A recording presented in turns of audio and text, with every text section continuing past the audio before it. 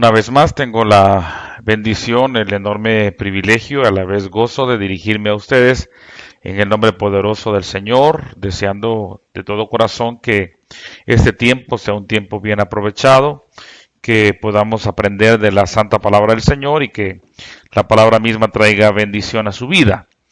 En esta oportunidad tenemos la lección cuyo título es Un pueblo empoderado.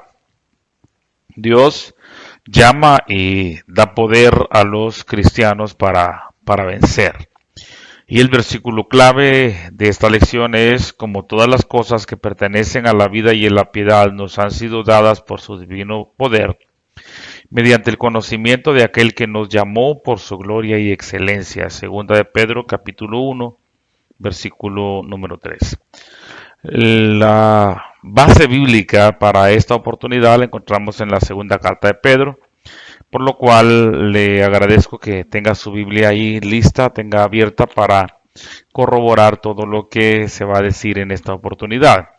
Segunda carta del apóstol Pedro, capítulo número 1. Y pues el título de la lección, como ya dijimos, es un pueblo empoderado.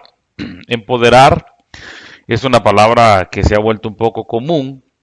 Se ha acuñado esta palabra recientemente y el diccionario la define como hacer poderoso o fuerte a un individuo o grupo social y dar a alguien autoridad, influencia o conocimiento para hacer algo.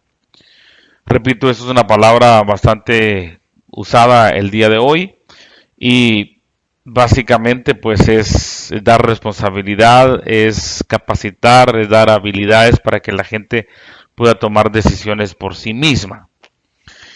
Puede ser un sinónimo de delegar autoridad, como ya lo dijimos, y en este caso la fuente de autoridad, en el caso de una empresa de cualquier tipo, la fuente de autoridad ya es el dueño o es el gerente o el administrador.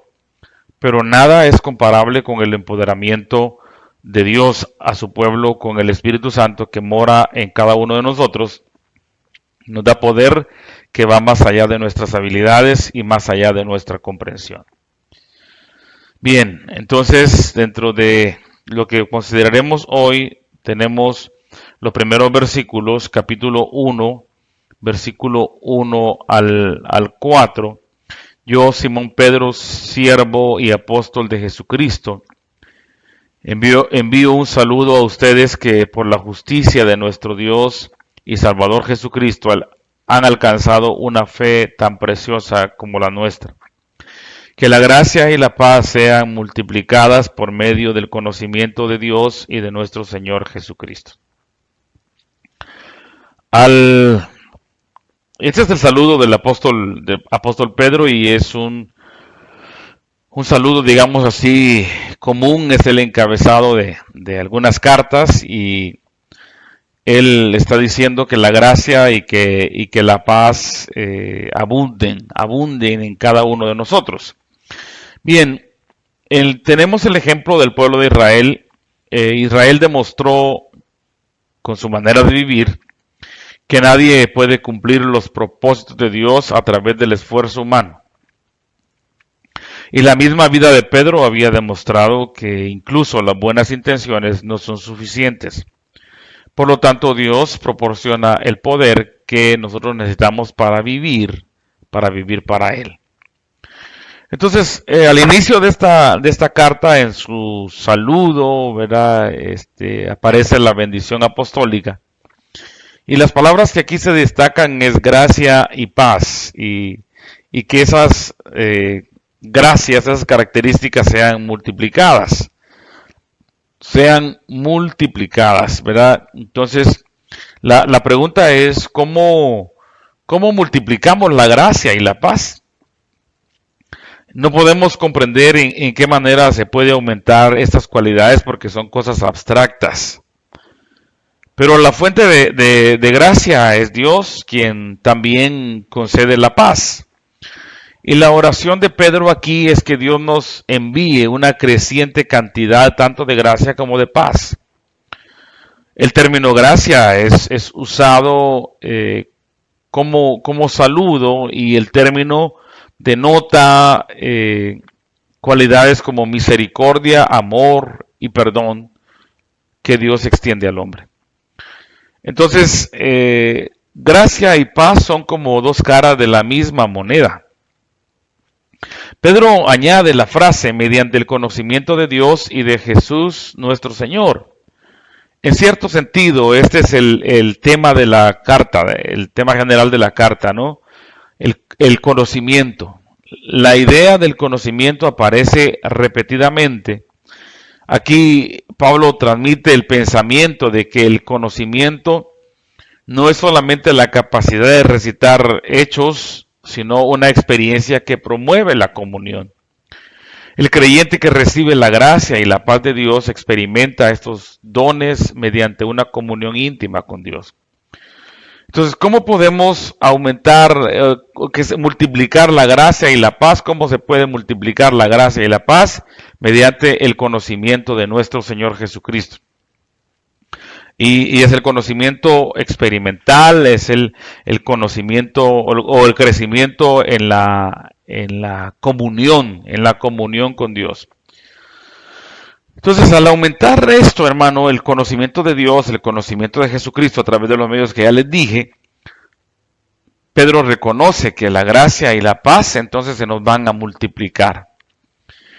Necesita usted gracia, hermano. ¿Y qué implica la gracia? Pues ya lo veíamos que es misericordia, que es amor, que es perdón. Y la paz, pues no hay necesidad de definirla, pero si usted necesita que eso sea multiplicado, aquí está la clave. Tiene que crecer en el conocimiento de Dios y de nuestro Señor Jesucristo. Como les decía, desde el principio hasta el final de esta epístola, Pedro insta a los lectores a aumentar su conocimiento. ¿Verdad? Al finalizar la carta también él dice, crezcan en la gracia y en el conocimiento de nuestro Señor y Salvador Jesucristo, 2 Pedro 3:18. Usted lo puede ver que ahí está. Ahora, ¿qué consideraciones prácticas podemos tomar aquí? Si deseo conocer a Jesucristo como mi Salvador, debo tener un conocimiento intelectual acerca de su persona y también un conocimiento personal basado en la experiencia. Al leer las Escrituras yo me entero acerca de su nacimiento, su ministerio, su sufrimiento, muerte, resurrección y ascensión, y también de la promesa de su regreso. Por la lectura de la Biblia llego a conocer a Jesucristo, el Hijo de Dios, mi Salvador. Jesús quiere que estudiemos las Escrituras porque ellas dan testimonio de Él. Sin embargo, también es necesario que yo conozca, que usted conozca a Jesucristo por medio de las experiencias personales, de la oración contestada, del fortalecimiento de la fe, de las bendiciones evidentes del Señor y de la certeza que estoy cumpliendo la voluntad de Dios. Ando y hablo con Jesús porque Él es mi amigo, porque Él es mi hermano, porque Él es mi consejero. Y como Enoc, que día a día andaba con Dios, yo confío en Jesús y de este modo le voy conociendo más y más. Hablé en primera persona, pero es extensivo para todos. ¿Verdad? Cada uno puede aplicarse esto a sí mismo. ¿Verdad? Todas las cosas que son necesarias para la vida y la piedad, dice Pedro en el versículo 3, eso nos ha sido dado, ¿verdad? El Señor nos ha dado todo lo que es necesario para la vida y para la piedad o la comunión con Dios o cultivar la presencia de Dios. Todo lo que es necesario se nos ha sido dado. Dios quiere que vivamos en armonía con su palabra, honrándole, amándole y sirviéndole. La vida eterna, hermanos y amigos, no es un ideal que se hará realidad cuando dejemos este mundo, cuando dejemos este ámbito terrenal. Al contrario, la Biblia dice que ya poseemos vida eterna mediante nuestro ejercicio diario de vivir para Dios y para nuestro prójimo. Al obedecer la voluntad de Dios en nuestras vidas, practicamos la piedad y experimentamos la posesión de la vida eterna. Ya tenemos vida eterna. Luego el apóstol va a especificar que la manera de vivir de un cristiano o una vida virtuosa o de acuerdo a la voluntad de Dios es pues viviendo las promesas y evitando la corrupción del mundo. Y él detalla cualidades que debe tener el cristiano para llevar una vida productiva y eficaz. Aquí están las cualidades. Él dice, esfuércense por añadir, se los voy a leer. Versículo 3, todas las cosas que pertenecen a la vida y a la piedad nos han sido dadas por su divino poder mediante el conocimiento de aquel que nos llamó de su gloria, por su gloria y excelencia. Por medio de ellas nos ha dado preciosas y grandísimas promesas para que por ellas ustedes lleguen a ser participantes de la naturaleza divina, puesto que han huido de la corrupción que hay en el mundo por causa de los malos deseos.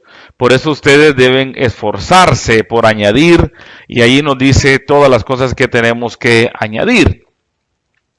Y aquí, hermanos, el texto añadir es un sustantivo que significa diligencia, ¿verdad? Y llega a comunicar la idea de apuro o de urgencia. Tenemos que añadir eso. Cuando Dios llama a una persona, Él quiere que esta persona haga todo el esfuerzo posible para obedecer este llamado divino y que lo haga sin demoras. Ahora, ¿qué son las cosas que tenemos que añadir? Dice que tenemos que añadir, fe, ¿ya? Y la fe es la confianza personal que tenemos en el Señor. Es la confianza subjetiva que se tiene en Jesús y es la base de la vida espiritual.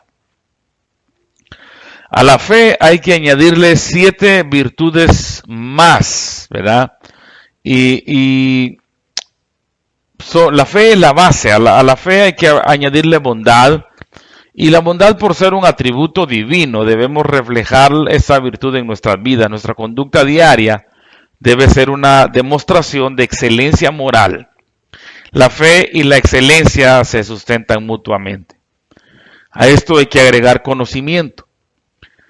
Entonces, la palabra griega da a entender que usamos nuestras mentes, que tenemos discernimiento correcto en todas las circunstancias, y que conocemos la cualidad moral de la gente con que nos encontramos. Ponemos nuestro conocimiento en acción cuando nuestro sentido común lo echamos a andar en lo que decimos, hacemos y pensamos. Y el conocimiento hay que agregarle dominio propio. Al dominio propio constancia y a la constancia hay que añadirle piedad. Dominio propio, ¿verdad? Esta palabra se usa repetidamente, por ejemplo, cuando Pablo la utiliza en el ámbito de los deportes. Todo aquel que lucha, de todo se abstiene. Los atletas que se preparaban para los juegos evitaban la comida que les hacía daño, el vino y el trato sexual. El cristiano debe ejercitar dominio propio en todas las circunstancias y debe hacerlo poniendo su confianza en Dios. Luego, constancia o perseverancia. ¿Sí? La falta de autodominio lleva al fracaso, a la pérdida del respeto por uno mismo. Pedro añade el concepto de perseverancia o de constancia, y esto significa permanecer bajo peso o bajo presión, bajo determinado conflicto. Se define la perseverancia como la característica de uno que no se deja desviar de su propósito, ni de su lealtad a la fe y a la piedad, ni siquiera ante las pruebas y el sufrimiento, aunque estos sean muy, pero muy grandes. Luego hay que agregar a la perseverancia o constancia piedad. Pedro nos dice que añadamos piedad a la constancia, así como Noé y Lot, a quienes Pedro llama justos, vivieron entre gente impía. Del mismo modo, el cristiano hoy busca la piedad en un mundo pecaminoso. El cristiano practica la piedad cuando está plenamente consciente de la presencia de Dios en toda circunstancia Y aunque esto represente pues pagar un precio, pero no se desvía del objetivo. Luego a estas hay que agregarle el afecto fraternal y el amor. Y realmente en esto cumplimos toda la ley, ¿verdad? Amarás al Señor tu Dios con todo tu corazón, con toda tu alma, y amarás a tu prójimo como a ti mismo. Si uno hace estas cosas, si uno las practica, dice el apóstol Pedro, pues no caerán jamás, ¿verdad? Si estas cualidades abundan en ustedes, también este es un detalle, evitarán ser inútiles e improductivos en el conocimiento de nuestro Señor Jesucristo. Si poseemos estas virtudes, hermanos, virtudes cristianas, dice Pedro, y si estas virtudes se siguen desarrollando, vamos a cosechar abundantemente. No se trata de ir tomando una virtud tras otra, sino todas al mismo tiempo debemos cultivarlas y debemos procurar que crezcan y que se desarrollen, ¿verdad? La consecuencia de este desarrollo es que no somos inútiles, no somos improductivos en nuestras vidas espirituales. Estamos ocupados en la aplicación de esas virtudes y así somos testigos de sus resultados visibles. Cuando somos ineficaces, estamos ociosos, y cuando no somos productivos, somos inútiles en la sociedad.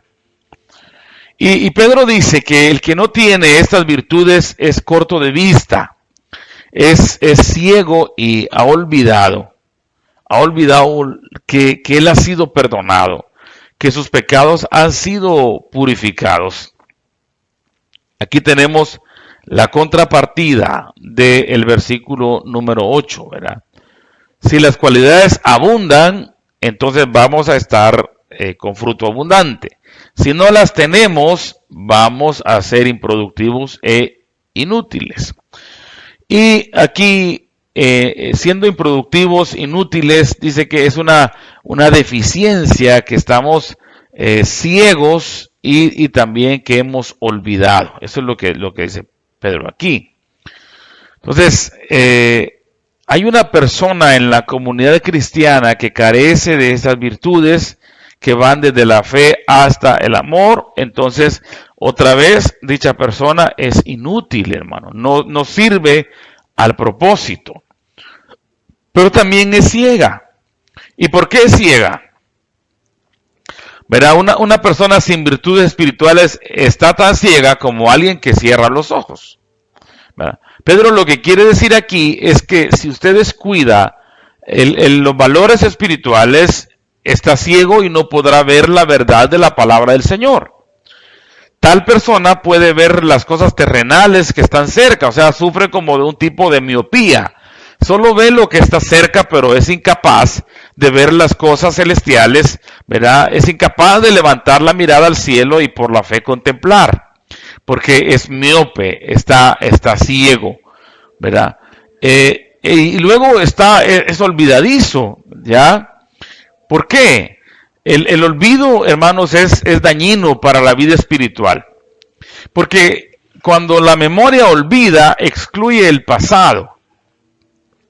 Entonces la memoria se bloquea de la gracia recibida anteriormente y del amor perdonador de Jesucristo. Entonces este olvido es en sí un ejemplo del fracaso en el conocimiento de Cristo, ¿verdad? Porque todo aquel que mira a Jesús con gratitud por su salvación y que sigue desarrollando su relación personal con Él, siempre va a recordar su conversión.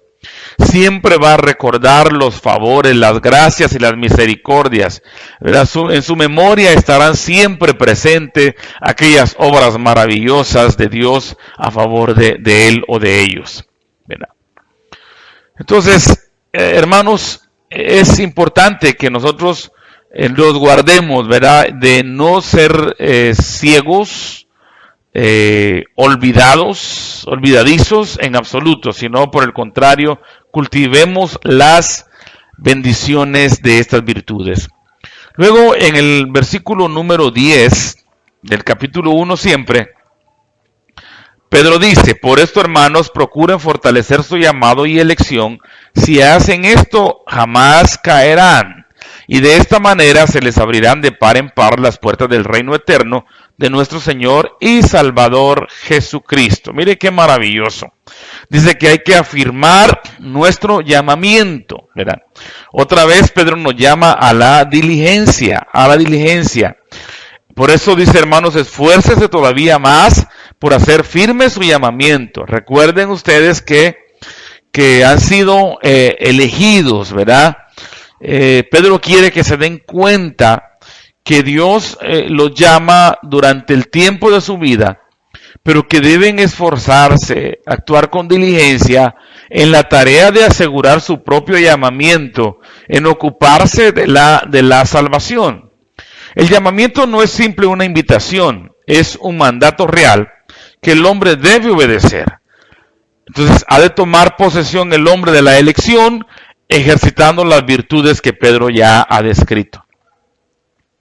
¿Y cuál es el propósito de todo este esfuerzo, verdad? De todo el cultivo de estas virtudes. Primeramente, dice Pedro, no caerán jamás, no estaremos ociosos, no caerán jamás, y también hay una recompensa maravillosa en los cielos. Dios responde a la fidelidad nuestra y ricamente nos brinda una entrada en el reino. Dice Pedro aquí que se nos abrirán las puertas del cielo, ¿verdad? Es una bendición para el creyente, hermano. Las puertas de la morada celestial están abiertas para el creyente, porque Dios considera al creyente como hijo suyo. Entonces Dios le bendice, le prodiga dones, favores maravillosos, ¿verdad? Y entraremos al cielo como triunfadores. Y Dios va a bendecir abundantemente a todos aquellos que cultiven las virtudes espirituales.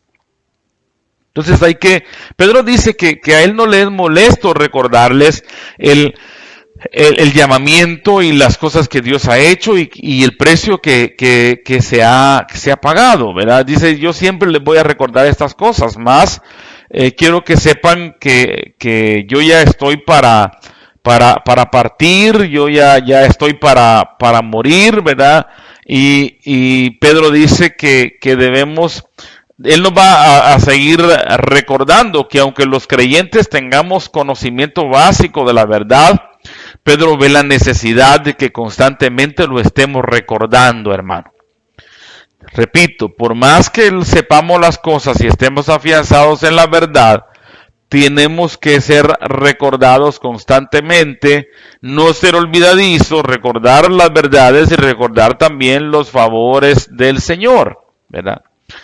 Pedro se considera que tiene el deber de refrescar la memoria mientras él viva en esta tienda de campaña que es su cuerpo. Porque dentro de poco, dice, tendré que abandonar esto y ya mi partida está muy cerca, entonces yo quiero que ustedes tengan esto presente, ¿verdad? Entonces, sabemos que Pedro estaba consciente de su muerte, ¿verdad? Entonces, según la historia, Pedro sufrió el martirio bajo el imperio el reinado del emperador Nerón, más o menos por allá por el año 68 después de Cristo. Bien. Luego Pedro, en los versículos 16 al 18, quiero que lo mire, 1:16 al 18, dice, porque cuando les hicimos saber que nuestro Señor Jesucristo vendrá con todo su poder, no lo hicimos siguiendo fábulas artificiosas, sino como quienes han visto su majestad con sus propios oídos. Es una referencia de Pedro a la transfiguración de Cristo. Jesucristo se llevó a Pedro, a Juan y a Jacobo al monte Tabor, se cree, ¿verdad? Mateo 17, perdón. Y ahí se transfiguró delante de ellos. Entonces Pedro dice, nosotros vimos su gloria, pero somos testigos oculares, no estamos contando aquí cuentos, no estamos contando mitos en absoluto, ¿verdad? No estamos introduciendo aquí herejías destructivas. No, estamos diciendo lo que nosotros vimos con nuestros propios ojos, ¿verdad? Y Juan habla de lo mismo Juan en su carta, ¿verdad? Entonces que él también dice que él fue testigo ocular y que escucharon, ¿verdad?, la aprobación del Padre. Este es mi hijo amado, ¿verdad? Y Pedro dice que este hijo amado, y que Dios dijo que estaba muy complacido con él, recibió honor y gloria. Entonces, Pedro dice que la predicación de los apóstoles es absolutamente digna de confianza, porque ellos hablan lo que han visto sobre la persona de Jesucristo, ¿verdad? Ellos estuvieron ahí y Juan, como les decía, dice, vimos su gloria, gloria como la del unigénito que vino del Padre, lleno de gracia y de verdad. Entonces, hermanos, ¿cuál entonces es el significado de todo el mensaje de Pedro, verdad?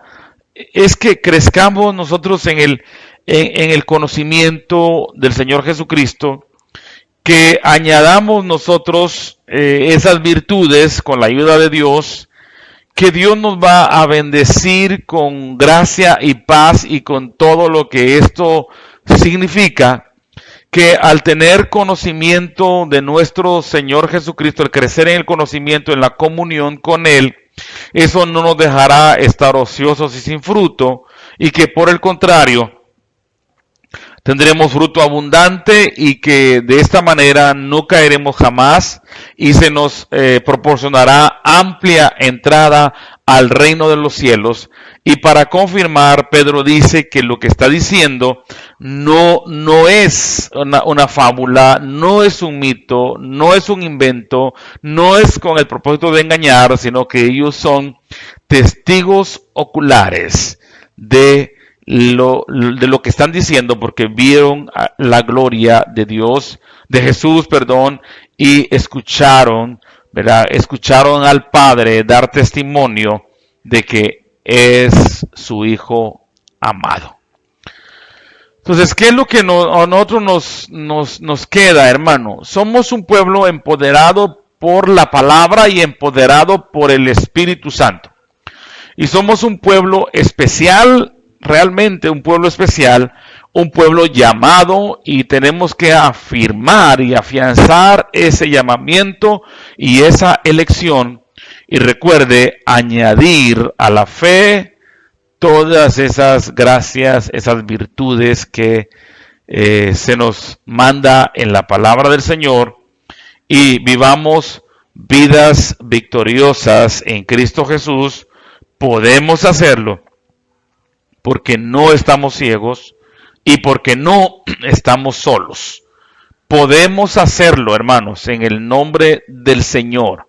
Si usted crece en el conocimiento del Señor Jesucristo, crecimiento intelectual a través de la palabra, a través de la predicación, a través de lo que usted escucha, a través de lo que usted lee, crecimiento intelectual, va a conocer al Señor, sí, pero más que crecimiento de saber cosas de Jesús, se nos exhorta aquí a acercarnos al Señor y conocerlo personalmente, ¿verdad? Experimentar la gracia y experimentar que las promesas de Dios son fieles y son verdaderas. Que el Señor les bendiga en esta hermosa tarde. Gracias por la atención. Bendigo al Señor por sus vidas y deseo una semana llena del favor del Señor para cada uno. Dios les bendiga.